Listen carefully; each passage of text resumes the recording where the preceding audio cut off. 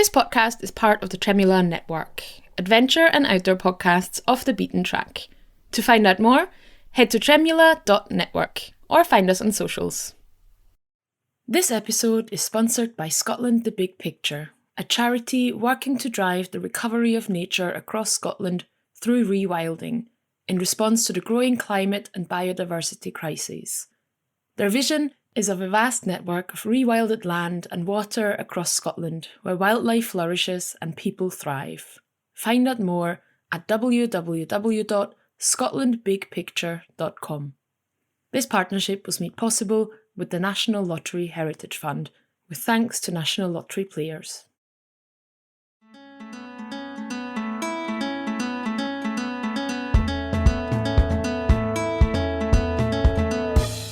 Hello there, and welcome to Wild for Scotland, a podcast full of inspiring stories from Scotland. I'm your host, Kathi Kamleitner. Wild for Scotland helps you connect with Scotland and dream about future adventures. I'll tell you immersive stories to whisk you away, share some of my top tips for your own Scotland trip, and introduce you to inspiring locals and their stories. So lean back and enjoy. Let's travel to Scotland.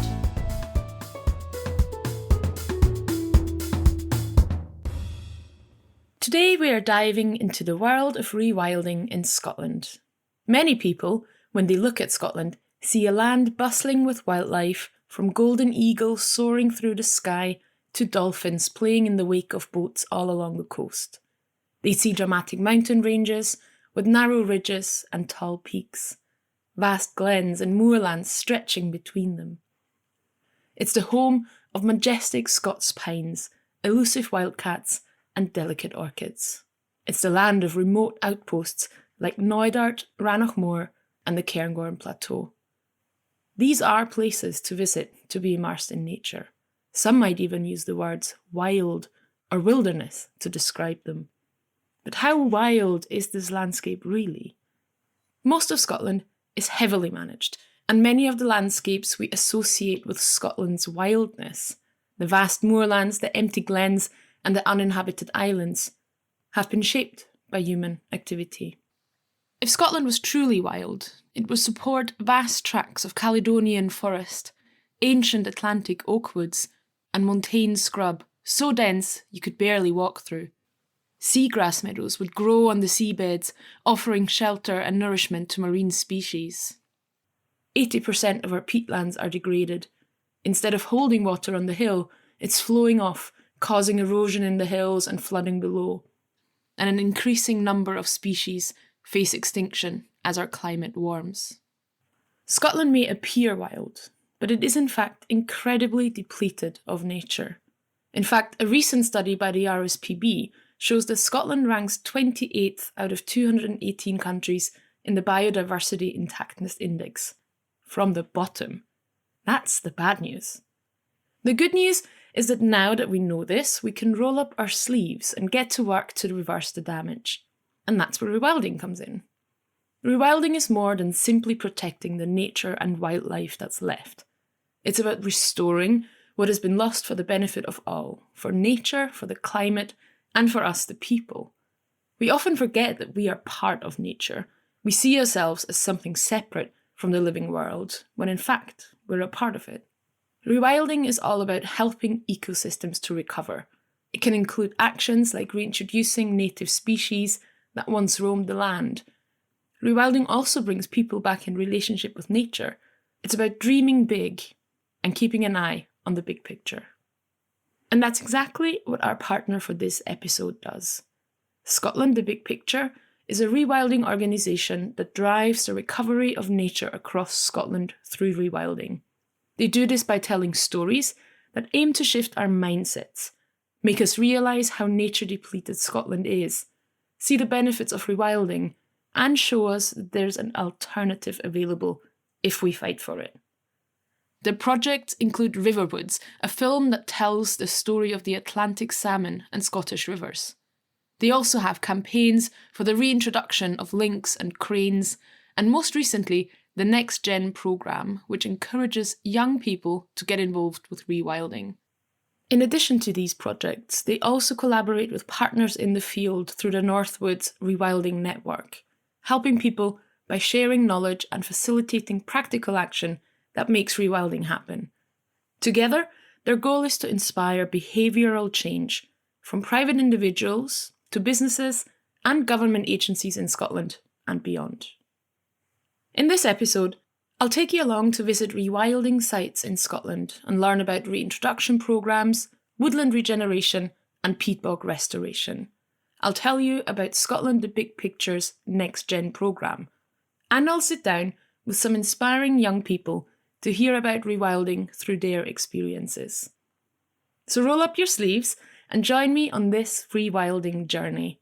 This is The Big Picture.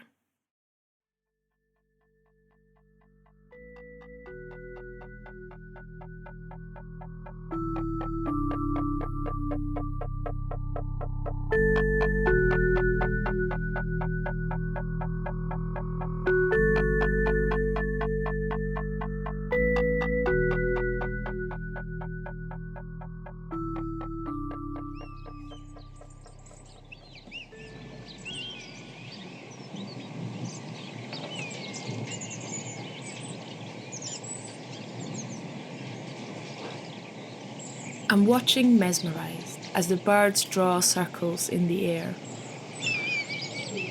Like planes in a holding pattern, they seem to be waiting for a signal, telling them that it's all right to proceed. The air is filled with their shrill calls for attention, as if there was any chance to miss their presence. I'm scared to blink or look away. Any brief moment of distraction risks missing the action. Wow. Out of nowhere, the first bird spirals briefly upwards, bends its wings into a W shape, and swoops at breakneck speed towards the ground. Wow.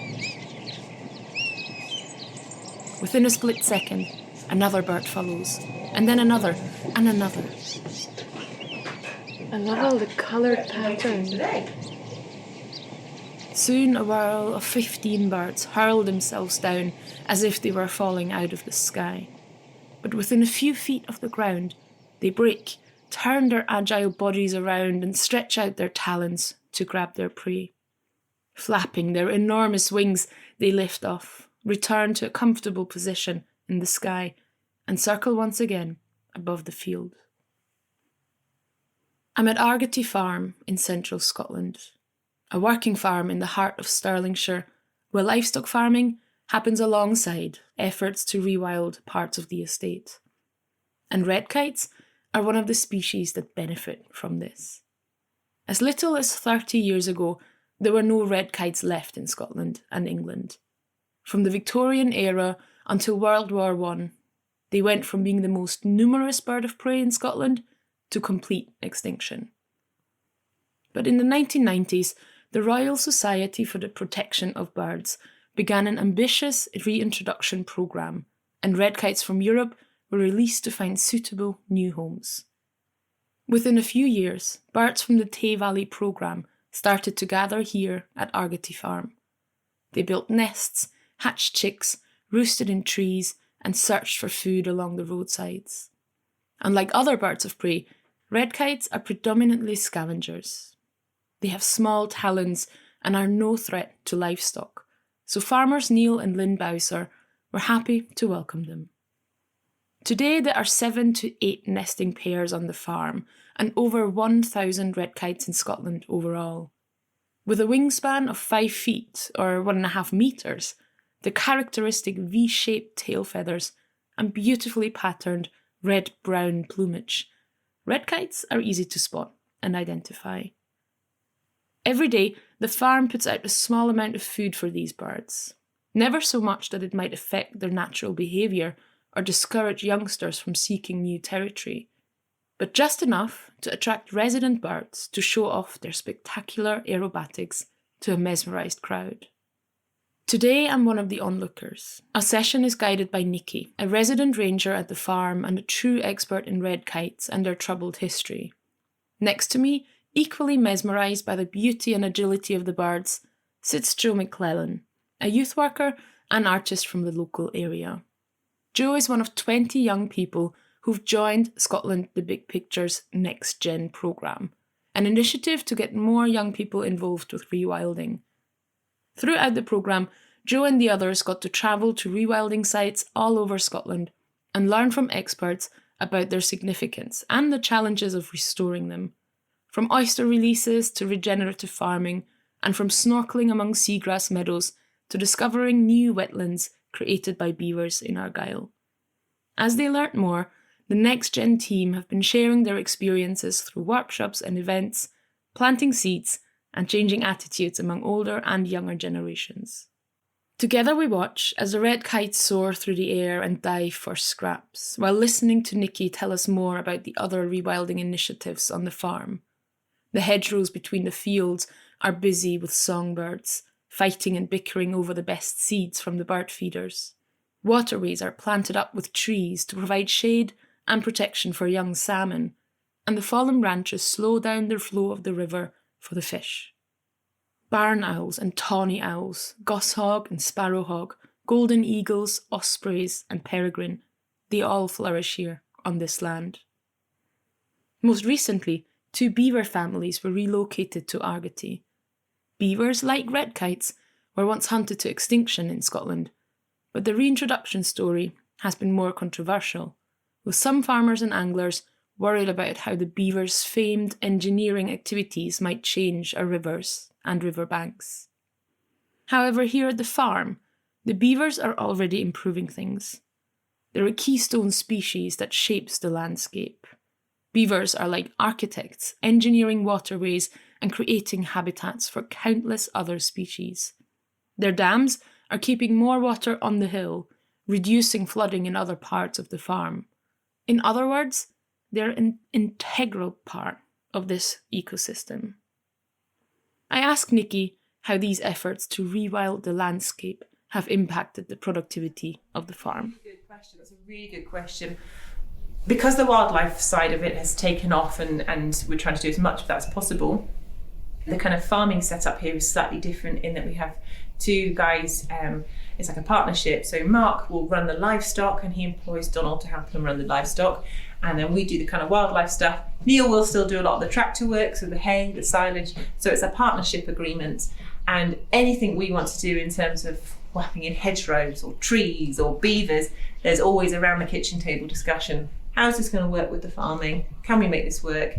And we've had some great discussions in the last month about, well, we want to plant up lots of our waterways, which means keeping the cattle out, which is actually quite a beneficial thing from a nutrient loading perspective.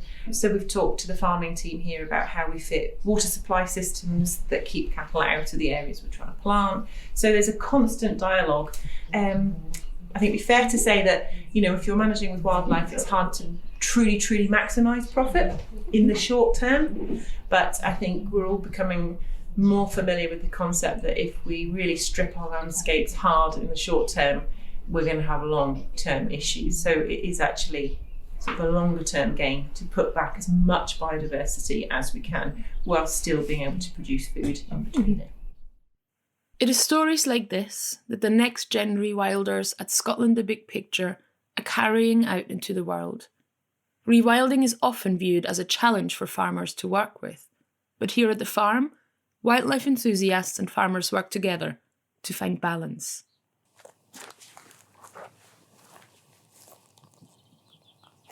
After the feeding session is over, Jo and I leave the hide for a chat about his own rewilding journey. With the red kites still circling above our heads, he tells me about his grandpa, who is an avid birder himself and taught Jo much about nature. But red kites carry a particular fascination for his grandpa, mostly because they simply weren't around when he was a child. Knowing that there's red kites here again now. Yeah, he's in his 80s now, and when he was a boy, there was pretty much no birds of prey, like not even buzzards. They just weren't around. They'd all been hunted to near enough extinction or to complete extinction in the UK. And slowly the buzzards sort of made their own comeback, but it did take a bit of help as well. And then the reintroduction of the red kites and other birds and slowly made their way back. But yeah, they're a long way from being safe. They've still got a lot of people that don't want them around, especially the likes of the eagles and things. But yeah, knowing that they just weren't around, and then it wasn't until I think the mid-50s before it became illegal to take bird of prey eggs or any eggs from the wild, and that was what was also having a massive impact on the populations. And now that they're not doing that and the populations are creeping up steadily, it's amazing to know that, I mean, there's hundreds of them about now, and yeah, you can see them if you're driving up the A9. You see them flying about, whether it's buzzards sitting on the telephone poles or the kestrels hovering, and the red kites, which are so distinctive with the shape of their tail and the size as well. I always kind of forget how big they are. But yeah, knowing that, I mean, there's people that are still very much alive that didn't grow up with birds of prey around. So yeah, a lot has changed in a very good way in a pretty short amount of time.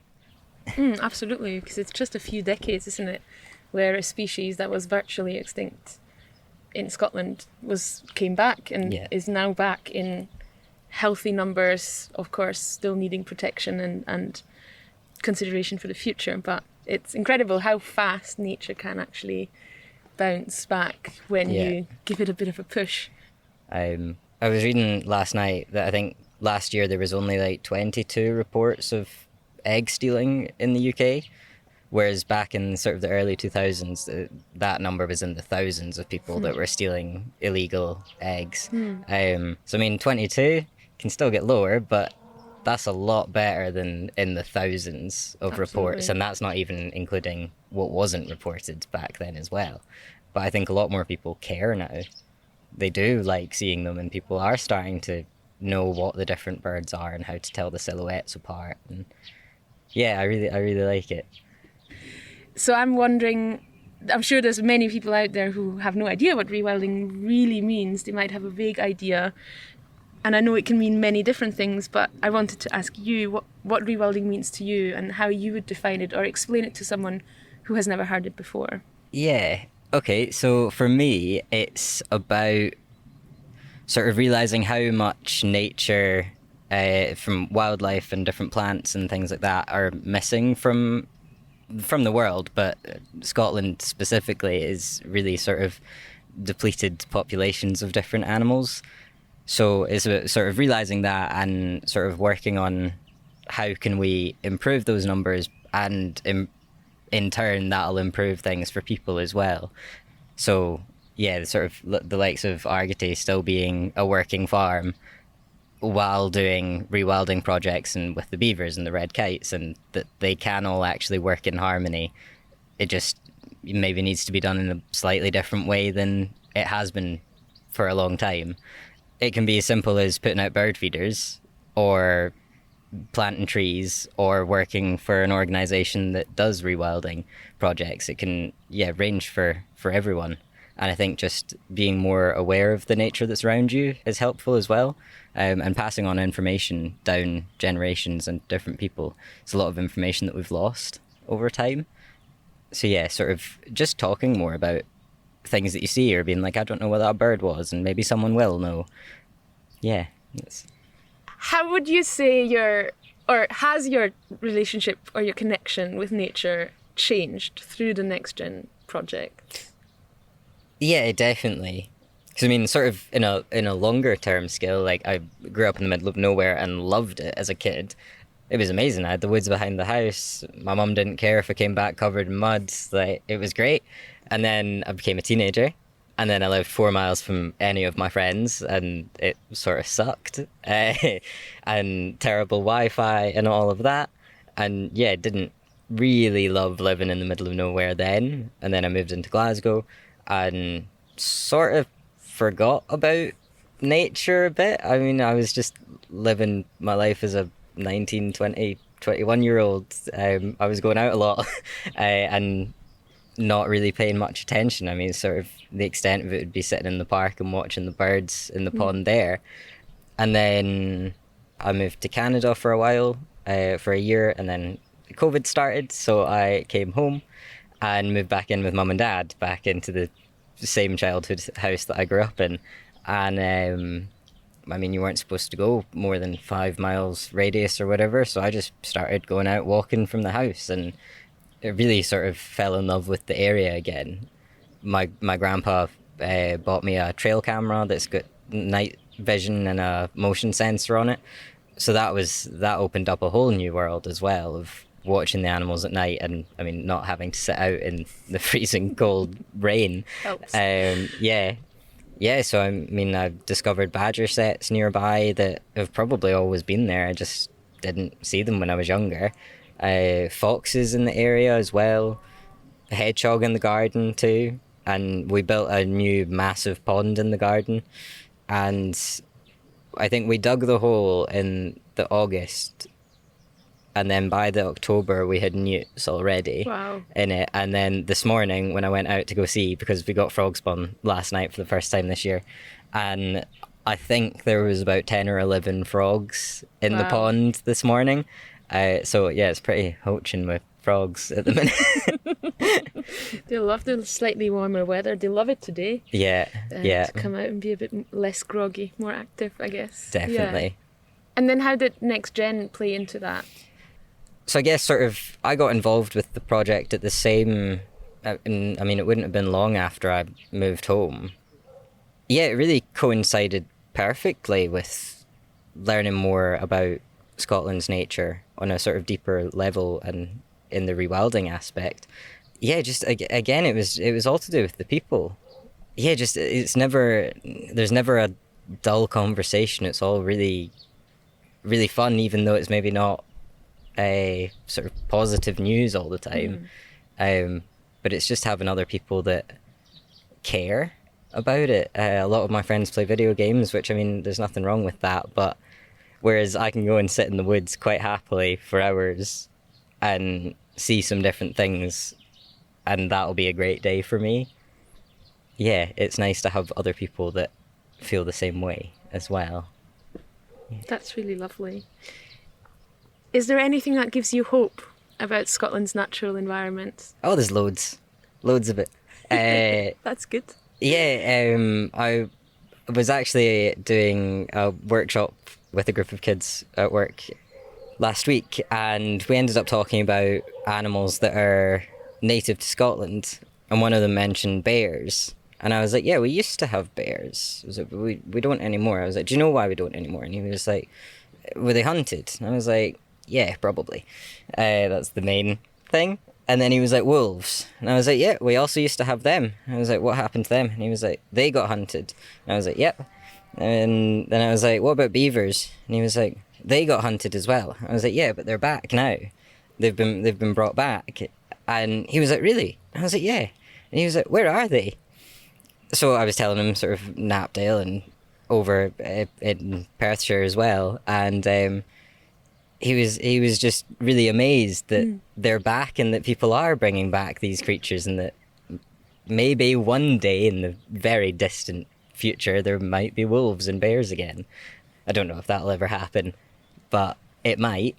And the idea that this kid who was maybe 7, 8 was really excited about the fact that they could be back, because a lot of people sort of put it down to the fear aspect of, like, oh, but you couldn't go walking in the woods if there's wolves. And I was like, I've been walking in the woods where there's wolves, and I've never seen a wolf. I've been walking in the woods where there's bears, and I've never seen a bear. They don't want to see you as much as you don't want to see them if you're scared of them. And yeah, it's just about changing how you go about things. So yeah, I think working with kids especially, it's really nice when you do get some that really do care about Scotland and what animals we have and what we could have again. It gives me a lot of hope about the sort of next generation that will be growing up and getting into jobs that it didn't exist that long ago, but are starting to, like working with all these different organisations that are working on rewilding projects or nature projects in general.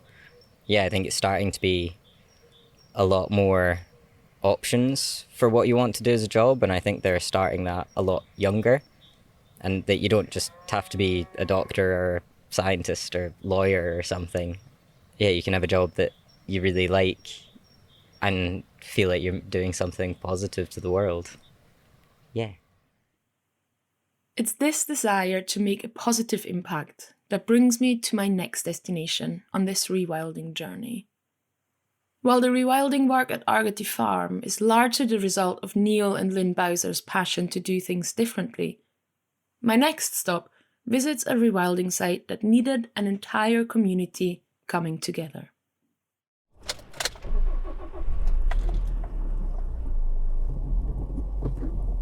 A few days after visiting the Red Kites in Stirlingshire, I find myself on a winding road to the Scottish borders.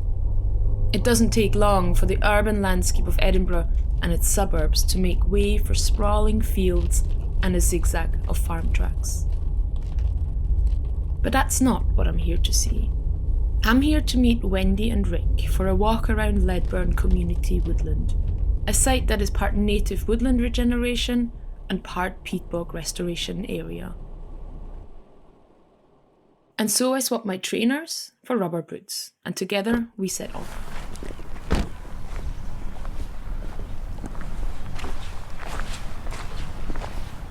Wendy and Rick are part of a local group who look after this piece of land. It was once owned by the Forestry Commission, who grew a plantation of non-native conifers for timber. But in the early noughties, their efforts were no longer commercially viable, and so the trees were cut down and the land put up on the market. When the community took it over in 2007, all that was left was an open field of ridge and furrow, dotted with tree stumps and devoid of life. But what I see today couldn't be more different. Trees were planted on some of the land to bring back a native woodland of rowan, birches, alder and willows. Even Scots pines were planted throughout in small groups. But while the site is known as a woodland, there are also other habitats created here. Ditches were dug to restore areas of bog, and peaty pools restored some of the wetlands that were lost to the conifers. Our walk begins in a small remnant of the old plantation. It was left standing to provide nesting sites for owls and birds of prey, but left to be changed naturally and reclaimed by native woodland. There are lots of fallen trees, allowing light to reach the forest floor, creating breathing space in one stark rows of plantation. Their enormous root systems, now at a 90-degree angle, lift the forest floor up towards the canopy. There are trees growing up on trees. Water gathers in the sunken ditches left behind. Mosses flourish, and self-seeded willows are lining the path. I hear the lilting song of a chaffinch, and following its melody, I spot the bird sitting on a branch high above my head. Even in the dreary mist of a dreich day, its plumage looks bright, a reddish chest, grey hat, and flashes of white on its wings. Slowly, the rigid rows of conifers are being buried under a new layer of life. The footpath emerges from the trees, and Wendy and Rick introduce me to the pride of their labour.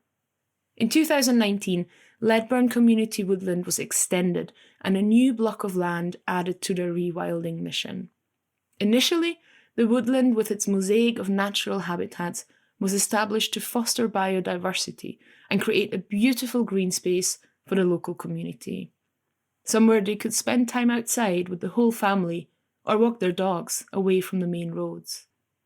But beneath this new piece of land, an even bigger treasure was buried, an ancient peat bog. For thousands of years, layer upon layer of sphagnum moss grew on this site, capturing carbon through photosynthesis and trapping water in its cells, holding it in place until it formed puddles and ponds. As the moss died off, it sank to the ground, but instead of decaying, it remained perfectly in place, keeping hold of that carbon inside and forming a thin layer of peat. New moss formed on top of it, and the cycle repeated. And so the peat grew, 1 millimetre per year. Surveys have shown that the peat bog here at Ledburn is up to 6 metres deep. That's 6,000 years of uninterrupted growth, capturing carbon out of the air, until the diggers that created the conifer plantation disrupted the peace. But today, the bog is being returned to its natural state. After the trees were felled, their stumps were dug up and flipped upside down to create a smooth surface. Dams were put in and trenches plugged to slow the departure of water from the bog, essential to creating the waterlogged conditions in which peat forms. At first glance, the landscape looks a bit desolate. After all, it's early spring and nature is just starting to awaken from its winter slumber. But the bog is in fact teeming with life. The pools attract frogs and toads, and it won't be long before dragonflies return for the summer. I can see countless species of moss and other bog vegetation is moving in too. On a neighbouring field, bog asphodel is growing in great numbers. It's a plant typical of Scottish bogs, and in the summer it will open bright yellow blooms that turn a rich orange as they dry out in autumn. Wendy hopes that eventually it will spread across the new bog too. High above, I spot a group of lapwings making their rounds, and the air is filled with their distinctive display calls. It's rare to see these birds in the UK today. Their numbers have declined drastically, and the RSPB has added them to the red list of conservation concern. Wetlands like these are essential to their survival.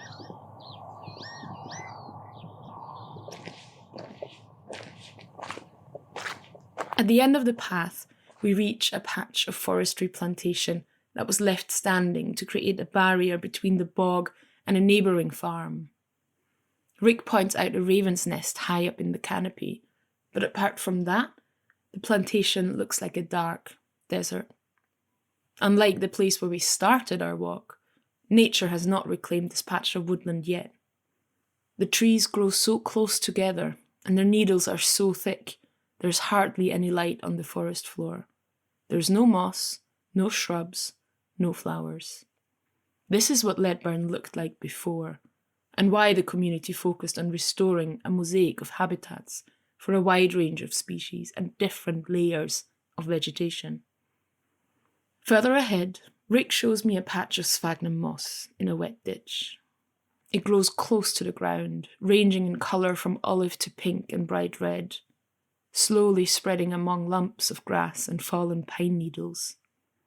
The hope is that over time the moss will distribute its seeds all across the new wetland and restore the peat bog to its former glory. As such, it would capture and store carbon in the peat, create new habitats for wildlife and plants, and reduce the risk of flooding in the area as the bog soaks up surface water like a great sponge. Like rewilding the landscape of Argety Farm, restoring the woodlands and peat bog at Ledburn is a long-term project, but Rick tells me he's confident that the project will persist over time. Every week, a group of volunteers gathers to make improvements to the site, and throughout the year, many youth groups get involved too.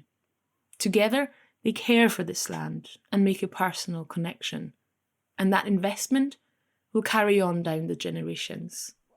I ask him how he envisions the future. 10, 20, 50 years' time. For me, I think it's probably that, you can have habitats and wildlife that are thriving and could continue to thrive, but you can let people have access to it as well. So, that they can come and wander around here and see it and enjoy it.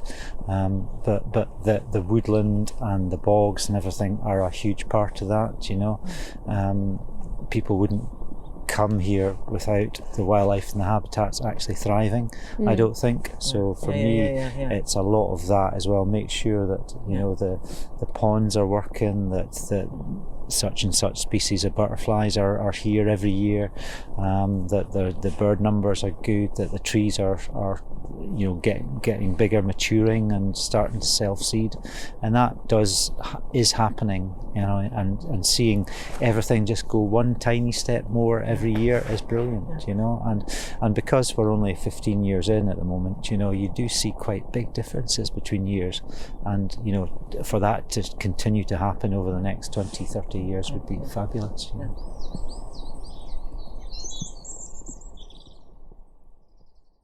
Later that day, I sit down at my desk and call Dura Macmillan, another young rewilder who joined Scotland the Big Picture's Next Gen programme. She initially started her rewilding journey by volunteering for Rewilding, an organisation based on the west coast of Scotland. Now she works for a peat bog restoration consultancy and has just spent the day surveying and assessing a potential restoration site in Caithness. Like Jo, I ask her what gives her hope for the future of Scotland's natural environment, especially considering the peat bog restoration work she's involved in. Scotland's natural environment, really. Yeah, I think the fact that it's a restoration scheme that has been proven to work. Peatland restoration is actually really effective for the amount of work that goes into it. So I think that really, really gives me hope.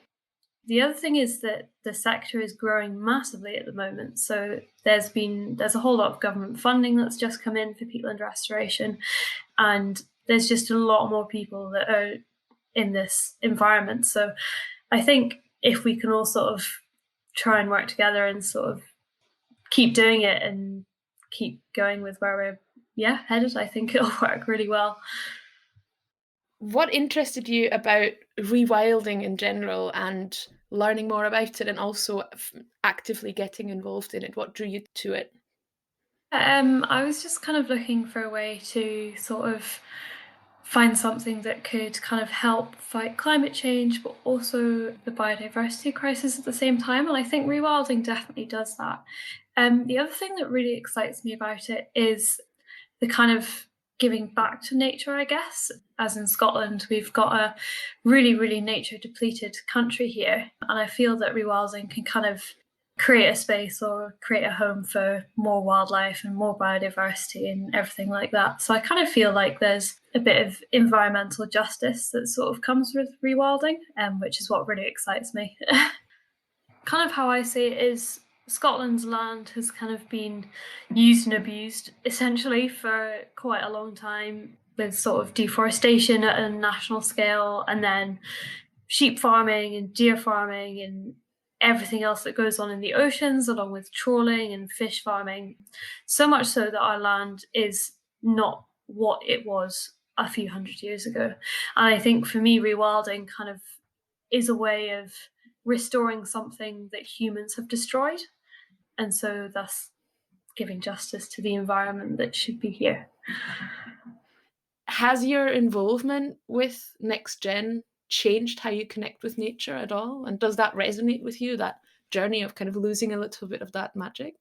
Yeah, I think so. I was lucky enough to kind of grow up in a really remote part of Scotland. So I'm from Argyll, and I grew up right next to the sea, but also right beside the mountains.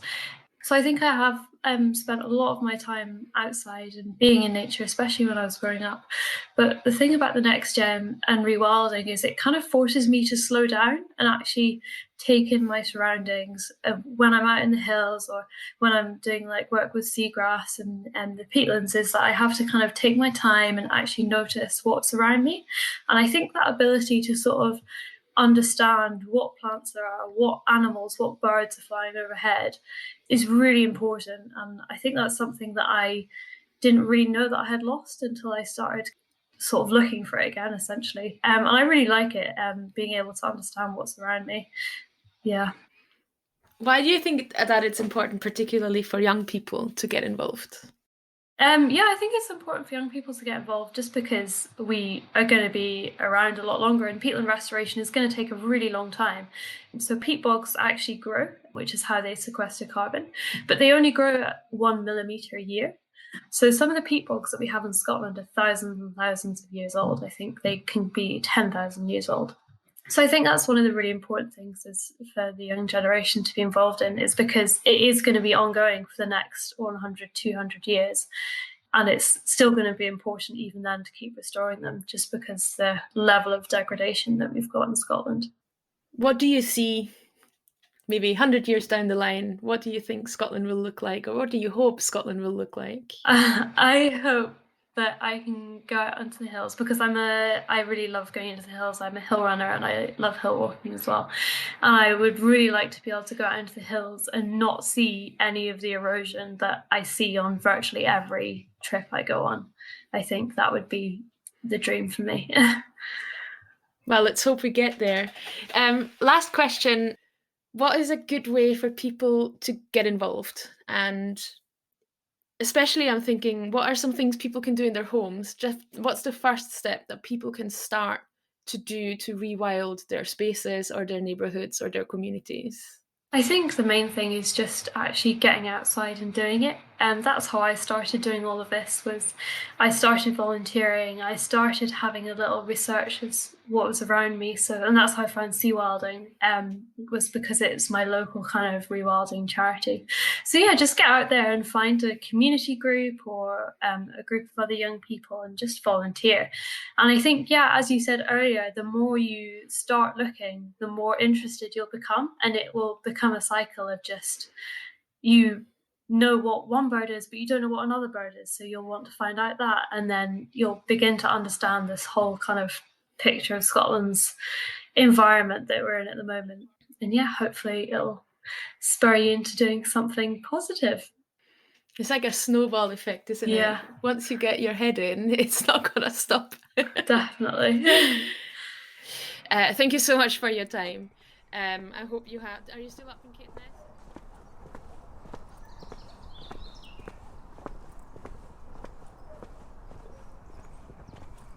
On a break from writing this episode, I find myself walking through the woodland behind our house.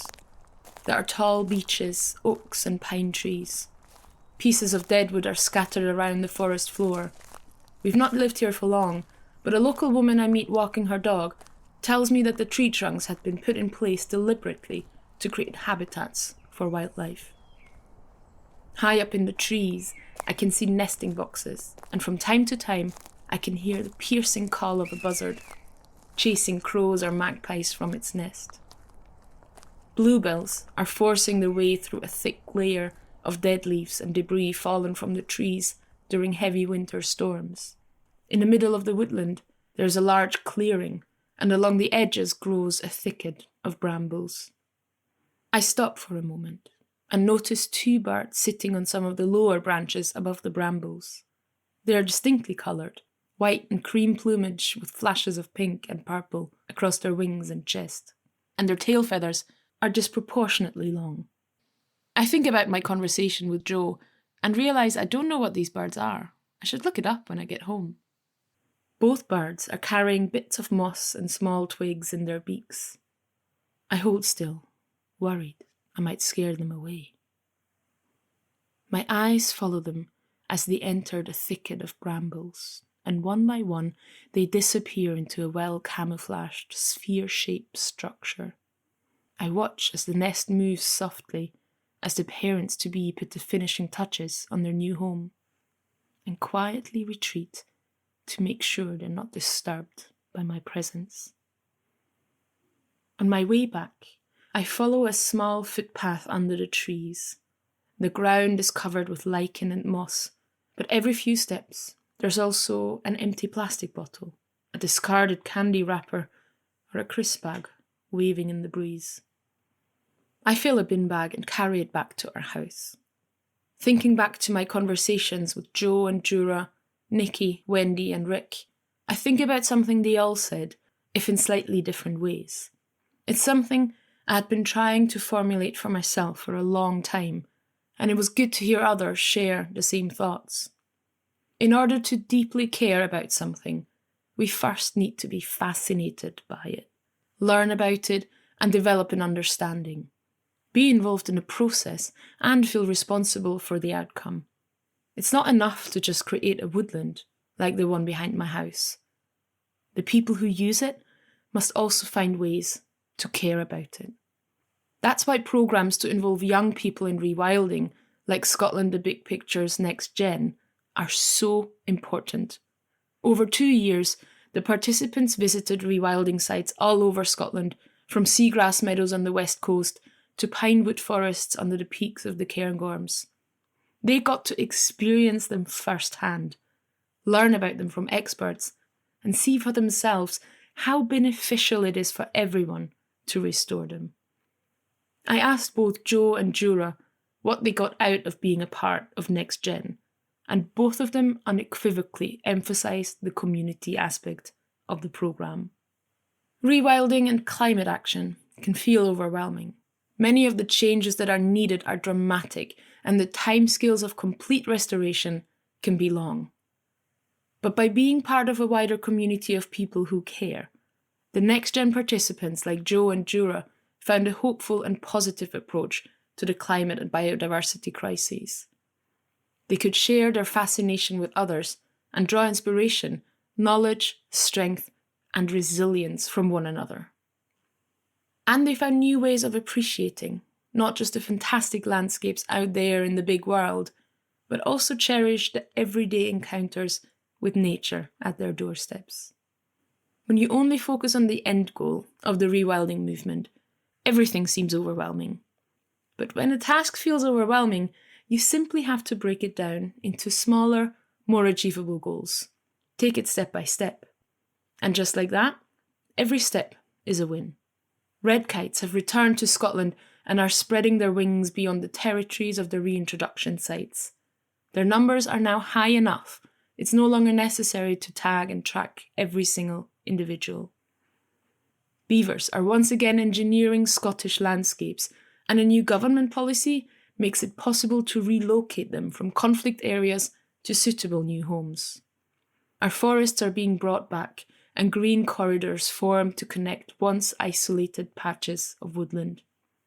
Seagrass meadows are being restored on the west coast and in the Forth Estuary, and in 2022, the first ever hand-sown seagrass meadow flowered at the bottom of Loch Craigness.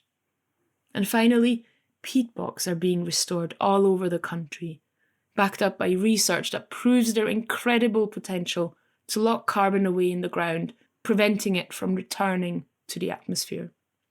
No trees may be planted on peat that is deeper than 50 centimetre, and as the climate turns wetter, peat bogs are once again contributing to slowing the runoff of water from our hills, and helping to stop the erosion of the hills Jura loves to run in. We might not get to see what a fully rewilded Scotland will look like within our lifetimes, but we are certainly seeing the first successful steps on the journey. If we pay attention to the small signs of wildness returning, the young trees on once barren hillsides, the bustling hedgerows filled with birdsong, or the community gardens bursting with food, the overwhelm swiftly fades away. At the end of my conversation with Jura, I ask her what it feels like to her when she visits a rewilding site where nature has been successfully restored. I'm going to let her have the last word. Yeah, it feels incredible. It's kind of a feeling I can't really describe, but I just feel so, just kind of overjoyed when that happens. And it makes me really excited, and it makes me want to do more of it, which is quite a good thing, I guess. But yeah, whenever I see something that's worked, like if I've not been involved with it, or if I have, I just find it so inspiring, and want to carry on doing it.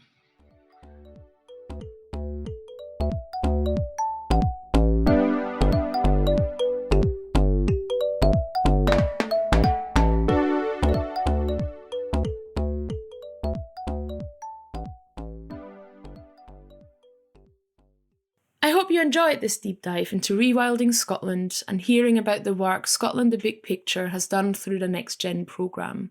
Like Joe said to me, climate news isn't always good news, but hopefully this episode has introduced you to some of the positive things that are happening and inspired you to get involved as well. Don't miss the episode's full show notes on our website. They will be jam-packed with resources about rewilding that you may find useful and interesting. From great books to read about Scottish nature, to a list of organisations in Scotland you could get involved with as a volunteer. In this week's newsletter, I'll share some easy tips to begin rewilding your home, whether you live in a city flat, a house with a garden, or a rural location. You can sign up via the link in our show notes. And for more tips, check out the Scotland the Big Picture online shop, where you can find many free resources, as well as a Me Wilding guide to get you started. You can connect with Scotland the Big Picture on social media at ScotlandTBP and learn more about past, current and upcoming projects and campaigns on their website, www.scotlandbigpicture.com. I particularly enjoy the resources they created as part of the Next Gen programme. There are videos and ebooks that dive deeper into the challenges of restoring key habitats, and several stories profiling young people who work in rewilding. You'll find all those links, you guessed it, in the show notes. And with this, I send you off to plan your own rewilding journey or a visit to some of the rewilding sites dotted around Scotland.